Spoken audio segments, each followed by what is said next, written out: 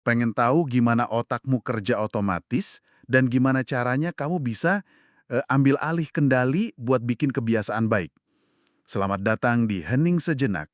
Di sini nih kita bakal kupas tuntas rahasia di balik kebiasaan dan cara ngubahnya. Betul, jadi kebiasaan itu kan intinya kayak jalan pintas gitu ya di otak kita. Sesuatu yang kita ulang-ulang terus, nah otak nyimpen itu jadi otomatis, nggak perlu mikir lagi. Iya, benar banget. Dan yang menarik, seringnya perubahan besar itu mulainya dari hal kecil, tapi konsisten tiap hari. Gitu kan ya? Betul. Nah, tapi sering ada pertanyaan nih, mungkin kamu juga kepikiran, kenapa sih kok susah banget ya ngubah kebiasaan buruk? Dari beberapa poin yang ada, salah satunya bilang kalau kebiasaan buruk itu sering udah jadi mekanisme otomatis. Bahkan bisa jadi semacam mekanisme pertahanan diri yang nggak kita sadari gitu. Oh iya ya. Kayak misalnya ngemil pas lagi stres gitu ya? Iya, itu kan otomatis banget kadang. Itu dia, bisa jadi itu cara tubuh secara otomatis nyari rasa nyaman sesaat, padahal kita tahu nggak bagus buat jangka panjang. Iya, kenyamanan sesaat itu emang jebakan banget sih. Rasanya nyelesain masalah saat itu juga, tapi ya gitu deh, lingkaran setan jadinya. Benar. Terus ada lagi nih soal jebakan identitas. Pernah dengar nggak? Jadi kalau kita udah keburu mikir, aku emang orangnya males, Mhm. atau aku emang nggak disiplin, wah itu malah bikin makin susah berubah. Jadi kayak kita nyari-nyari bukti buat membenarkan label itu ya? Persis. Jadi ngubah kebiasaan itu rasanya kayak ngelawan diri sendiri. Berat banget jadinya. Oke, oke.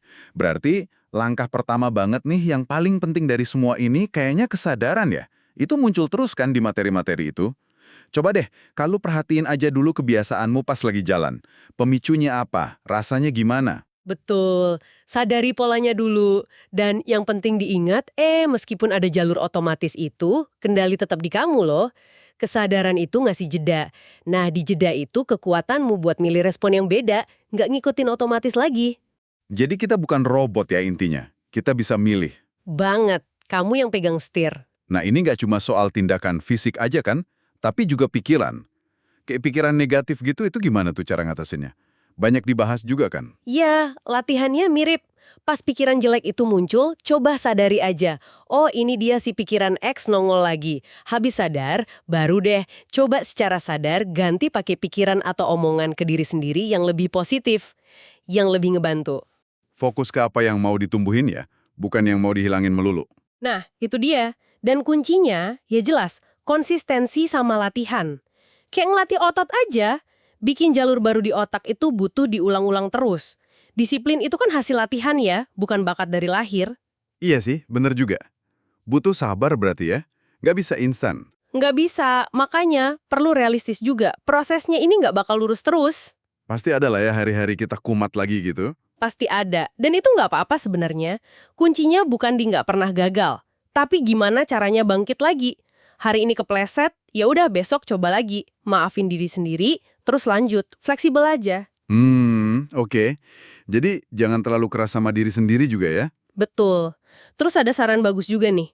Coba deh amati orang lain yang kamu kagumi, yang punya kebiasaan positif. Bukan buat niru plek-ketiplek ya, tapi lebih ke belajar strateginya. Gimana sih cara dia bangun disiplin? Gimana dia kalau gagal? Oh, jadi inspirasi gitu ya, ngambil idenya. Iya, bisa jadi sumber ide praktis buat kita. Dan terakhir nih, yang penting juga, jangan lupa bikin aturan main buat diri sendiri.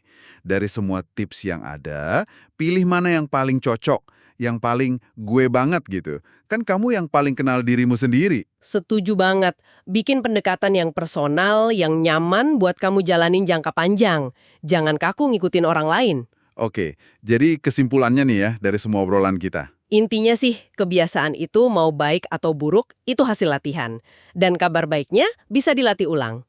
Kuncinya ya tadi, kesadaran buat kenalin polanya, kemauan buat milih respons beda secara sadar, sama latihan terus-menerus. Sip. Nah, setelah kita bongkar semua ini bareng-bareng, ada pertanyaan nih buat kamu yang lagi dengerin.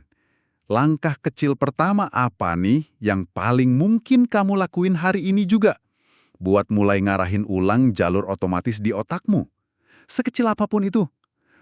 Ngomong-ngomong, kamu udah nyimak sampai sini tapi kok belum follow, subscribe, atau like juga? Waduh, jangan-jangan kamu benci ya sama kami. Bercanda kok. Makasih banyak ya udah nyimak.